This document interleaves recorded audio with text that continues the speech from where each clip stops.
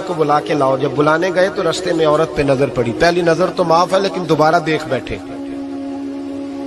دوبارہ نظر پڑی تو پریشان ہو گئے. خیال آیا میں نے تو خیانت کیا اپنے نبی پاک سے. حضور نے تو منع کیا یہ کام کرنے سے. اب واپس حضور کے پاس نہیں آئے, جنگل میں چلے گئے. ابن قدامہ نے کتاب التوابین میں اس روایت کو لکھا ہے. کہتے 40 دن وہ پہاڑوں میں روتے رہے کہ یا اللہ مجھ سے غلطی ہو گئی. کتنے دن؟ اب ہمارا شغل ہے, اس کو لوگ گناہ ہی نہیں سمجھتے. بدنگاہی تو کوئی گناہ ہی نہیں, اب تو یہ شغل ہے. اب تو ہمارے ہاں معاذ اللہ تعالیٰ سیانے بیانے بندے بیچ بیٹھے ہوتے ہیں جب یہ باتیں ہو رہی ہوتی ہیں. یہ شغل ہے ہمارا. اب تو ابا کے سامنے بچہ وال پیپر گندی تصویر کا لگایا ہوتا ہے پر وہ کہتا ہے عمر ہے نا جی, عمر ہے نا جی. مجھے پتہ ہی نہیں ہے کتنا گند کر رہا ہے. یہ تباہ ہو جائے گا روحانی طور پر. اگر یہ گند دیکھنے میں الجھ گیا تو امام شافعی کا فتویٰ ہے جس کی نظر گندی ہوتی ہے اس کا حافظہ کمزور ہوتا ہے, وہ کوئی بڑا کام نہیں کر سکتا. وہ نفسیات کا مریض ہو جاتا ہے جو گندی نظر والا آدمی ہوتا ہے. ہمیں پتہ ہی نہیں کہ ہمارے مسائل اصل میں ہیں کیا. تو 40 دن جنگل میں روتے رہے. 40 دن محبوب سارا کچھ جانتے تھے پر خاموش رہے. حضرت جبریل امین حاضر ہوئے. عرض کی یا رسول اللہ آپ کا وہ غلام رو رہا ہے.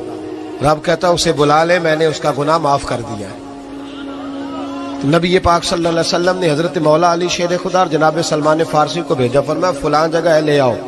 کہتے ہیں جب ہم گئے تو 2 پہاڑوں کے درمیان جناب سالبہ تڑپ کے رو رہے. ہمیں دیکھ کے اور روئے. کہنے لگے علی میرے بارے میں کوئی آیت تو نہیں نازل ہو گئی؟ تو کہا نہیں, چل حضور نے بلایا ہے. کہا اچھا حضور کہتے کیا تھے, فرماتے کیا تھے؟ کہا پتہ نہیں لیکن بلایا ہے. کہتے جب ہمارے ساتھ چلنے لگے مسجد نبوی قریب آئی تو کہنے لگے علی بہت بڑا گناہ کر بیٹھا ہوں, نظریں میلی ہو گئی, وضو نہیں آنکھوں کا, مجھے ڈائریکٹ نہ لے کے جاؤ حضور کے پاس. جب نبی پاک نماز کی نیت باندھ لینا پھر میں جاؤں گا, میں پیچھے کھڑا ہو جاؤں گا حضور کے. میری طبیعت میں حوصلہ نہیں. یہاں تو پتہ نہیں میں کس طرح عشق رسول کا دعویٰ کرتا ہوں منبر پر بیٹھ کر, اور ہماری یہ میلاد آئے گا تو محفل میلاد میں اس طرح کے دعوے ہوں گے اسٹیج پر کہ علمان والحفیظ, پتہ نہیں کیا کیا لوگ کہہ دیں گے. پتہ نہیں ہم کیا ہے اور ہم کیا کہہ رہے ہیں. من آنم کے من دانم, پتہ ہی نہیں, اور کتنا بڑا دعویٰ کر دیا. کہ میرے اندر طاقت نہیں سامنا کرنے. مولا علی فرماتے ہیں جب حضور نے مغرب کی نماز کی نیت باندھی تو انہوں نے بھی پیچھے نیت باندھ لی. اتفاق کی بات یہ کہ حضور نے پہلی رکعت میں سورہ انفطار پڑھنی شروع کر دی. اذا السماء انفطرت واذا الكواكب انتصرت واذا البحار فجرت. کہتے ہیں جب محبوب اس آیت پہ پہنچے نا کہ یا ایھا الانسان ما غرک بربک الکریم, اے انسان تجھے کس چیز نے دھوکے میں ڈال دیا, حالانکہ تیرا رب تو بڑا ہی کرم کرنے والا ہے. تو کس طرح کسی اور کے دھوکے میں بربک الکریم, اور ضمیر واحد ہے, میں تفسیر پہ نہیں جاتا. کہا تیرا اپنا رب, بربک تیرا اپنا رب, تیرا رب تو بڑا کریم ہے, تو پھر بھی کہیں اور چلا گیا. جب یہ آیت سنی تو پیچھے چیخ ماری, بے ہوش ہو کے گر گئے. گھر والے گھر لے گئے.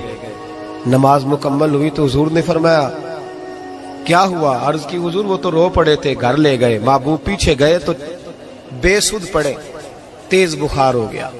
نبی کریم سرہانے بیٹھے اور ان کی گردن کو اٹھا کر سر کو گود میں رکھا, اور جب بالوں میں دستے مبارک پھیرا تو آنکھیں کھول دی, اور جھٹ سے اپنا سر زمین پہ رکھ کے کہنے لگے حضور میں اس قابل نہیں کہ آپ کی گود میں میرا سارا ہے, اس قابل نہیں, بڑا مجرم. تو محبوب نے فرمایا تجھے مبارک ہو, رب نے تجھے